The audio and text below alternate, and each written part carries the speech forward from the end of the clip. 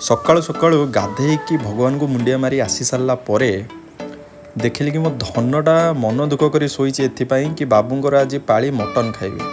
सेपाई मु जल्दी जल्दी पैंट सार्ट पिंधि बाहरी मटन आने केवल खास करी टफी पाई खास करी आ मोर ना कौन भी इंटेंशन नाला जे मु आज जी मटन आनी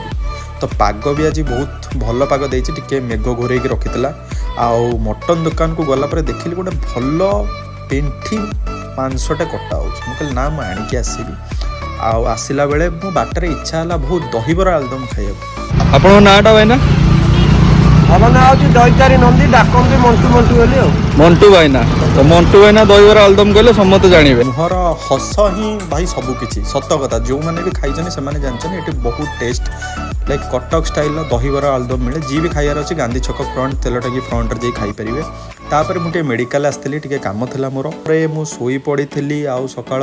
सकाळ नुह सॉरी अपराह्न 5टा हो आ माँ मत आनी चा देला सो मटन दिन में माँ किछिटा रखीदेला मोपाई अल्प जोटा कि राति में पुणी माँ मोपाई ता निज हाथ में मटन कषा तरकारी